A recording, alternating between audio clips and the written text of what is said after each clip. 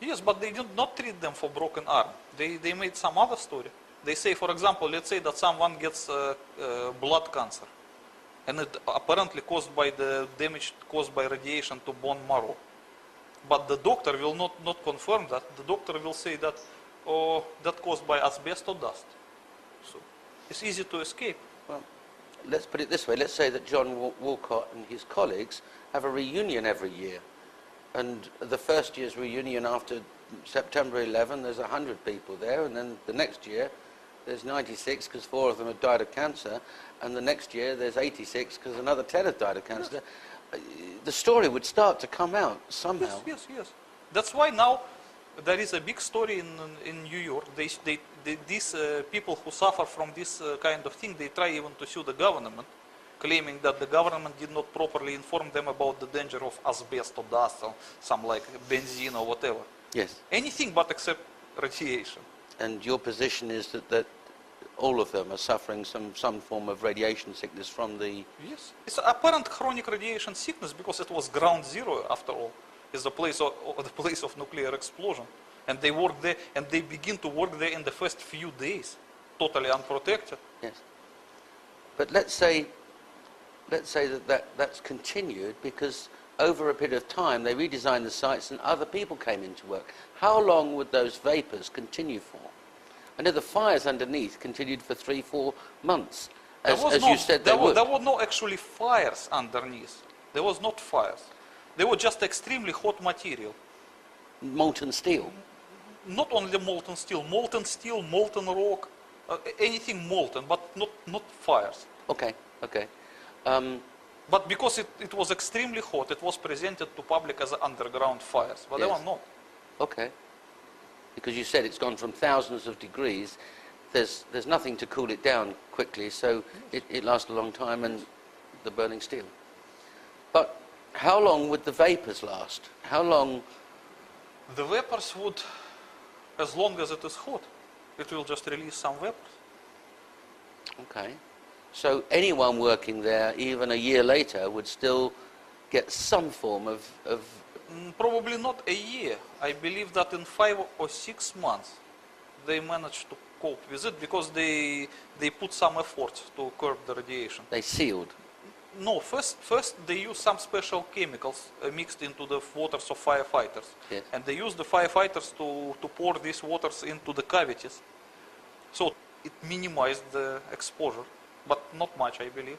But at least it cooled down a little bit, the matter. So if in natural conditions, if left on its own, it would cool down in maybe 1 year, because they were trying hard to cool it artificially, maybe they succeeded in half a year. These vapors wouldn't just affect ground zero workers and police and fire department officials. Would it not also affect Manhattan residents? Of course they would affect Manhattan residents.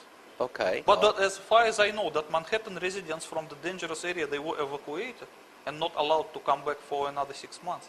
Well, yes, the ones that were immediately affected, yes, certainly. Yes. They were not allowed to return until 6 months passed, which is still short. They should be away for at least 2 years, not 6 months. Okay, well, let's say that some of them returned within 6 months, and let's say that Mrs. Green or Mr. Brown inhaled some of this radioactive vapors and became not chronically sick, but felt unwell. They wouldn't go to the specially prepared fire department's doctor. They'd go to a doctor, their own private family doctor, who they know very well, George, down the road. And wouldn't he know exactly what was wrong with them? Not necessarily. Why he should? He's a doctor. They've got The radiation sickness. The doctor is not necessarily a specialist in nuclear explosion and these kind of things. He's just a doctor. Okay.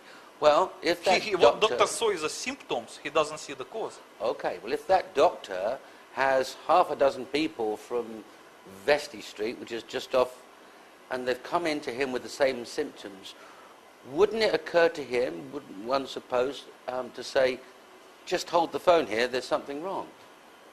I don't think so, because the doctors, they also read newspapers and also they have some internal instructions. So let's say that certain doctors receive some circular which says that all people who live around ground zero were affected by asbestos dust. So the doctor should believe that. It's easy to cheat people, including doctors. Yes. Yes. All right. Well, let's talk about more about the medical impact of the radiation, the radiation, the vapors coming from the ground. They were seen from space, and in fact identified. You're talking about? I'm talking about the Yeah, shots yeah. from oversaw Yes. that saw these vapors for some time, and you observe in your book that they're not black smoke. No, They're because white. it's not smoke, it's a vapor. Right. It's white. You also observe hotspots in precisely the three places where you say nuclear devices were activated. One under you WT7, mean this? yes, we have it. But this is not my observation. I just found it published at the internet by someone else, and I thought that yes, the hotspots, as you see, they exactly correspond with the position of nuclear devices. And in fact, they record temperatures way exceeding the temperatures created by burning kerosene Yeah. weeks afterwards. Yes. And your position is that there's no other explanation for those hotspots being where they are. You cannot create such a high temperature, 100 meters below the ground, that could sustain itself for a few months, unless you use a thermonuclear explosion of over 100 kiloton. What else it could be? Where you can get such a big energy to sustain these temperatures for such a long time? In fact, I'm glad you mentioned that, because I have here the 9/11 Ground Zero Energy Report. And this was recently published, but it does actually reach the conclusion, interestingly, the same as you. And I'll quote from it. The huge vertical particle plumes briefly left behind where the towers had stood moments earlier offer mute testimony to the fact that solid floors did not sequentially pancake downwards. That would have taken significantly longer, been far less destructive, and appeared far different from what was observed. Clearly, this hypothesis that a sequenced vertical array of directional low-yield thermonuclear devices was used to annihilate the World Trade Center skyscrapers top to bottom, forgive me.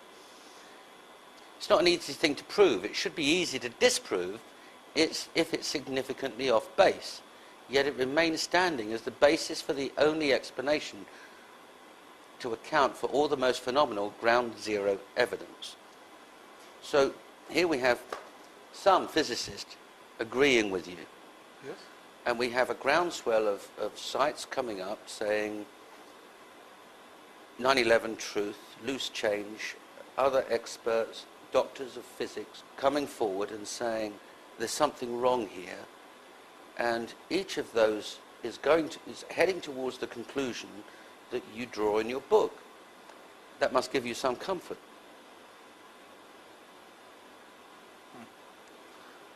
I don't even know how to answer this.